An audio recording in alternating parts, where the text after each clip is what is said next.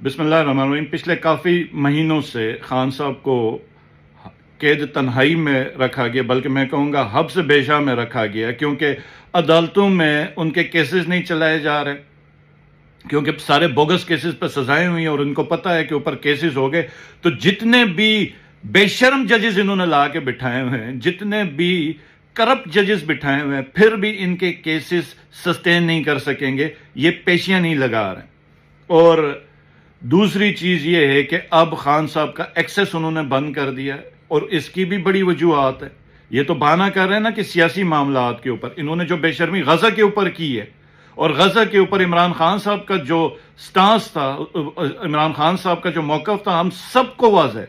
और यही मौकफ था जिसकी वजह से बैनुल अक़वामी ताकतों ने ये मुनासिब समझा, क्योंकि उनके लिए जरूरी था कि जो मुसलमानों की और बिलखुसूस गजा की जो तवन्ना आवाज है उसको बंद कर दिया जाए। तो ये जो पिछले महीने में खान साहब की जो रिहाई नहीं हो रही है, जो एक्सेस नहीं, रसाई नहीं हो रही, उसकी एक जो बुनियादी वजह है क्योंकि इन्होंने अपने मुंह पे जो कालक मलनी थी वो अब ये मल रहे हैं और इनको खौफ है कि इसके ऊपर इमरान खान साहब की कोई आवाज बाहर ना आ जाए, पहली चीज।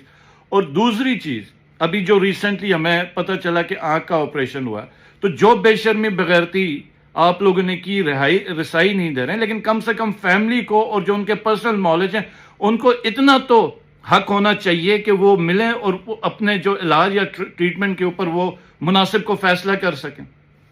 बुशरा बीबी की जो बेटियां हैं उन्होंने तो कभी प्रेस कॉन्फ्रेंस नहीं की। कोर्ट्स, अगर ये इतनी को बड़ी बात होती तो कोर्ट्स ने कितनी दफा ऑर्डर किया। मुल्क में ना कोई आईन है, ना कानून है, ना कोई अदलिया है, ना कोई पुलिस है।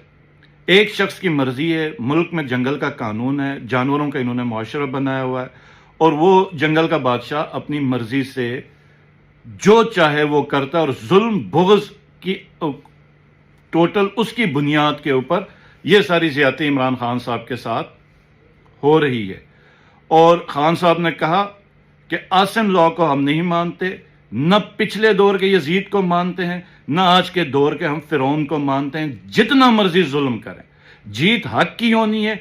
आपने सिर्फ आपके पास अब यही चीज है कि आप ये फैसला करें कि आप कितना एक जुल्म बर्दाश्त कर सकते हैं, उतना करें, क्योंकि ये इससे कहीं गुना ज्यादा बढ़ के आपकी तरफ आना कि अल्लाह के कानून में देर है, अंधेर नहीं है। ये कोई मतलब इसमें कोई कानून भी यही कहता है, आइन भी यही कहता है और अखलाकियात भी यही कहते हैं। नवाज शरीफ साहब जब जेल में थे तो वो तो अपनी मर्जी के डॉक्टर्स आते थे, अपनी मर्जी के खाने आते थे, अपनी मर्जी के लोग आते थे, मिलते थे।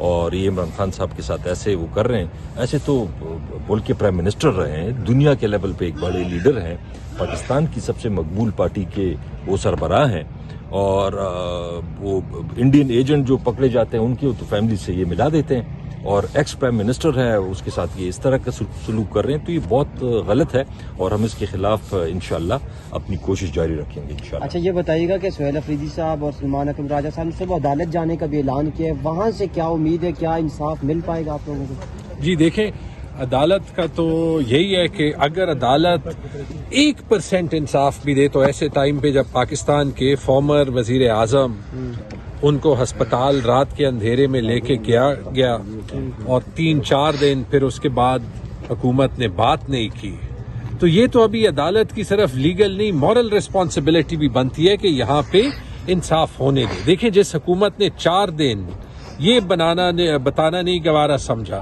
कि इमरान खान की आंख में तकलीफ थी, कि उनका इलाज हुआ, उनकी बात अभी कौन मानेगा?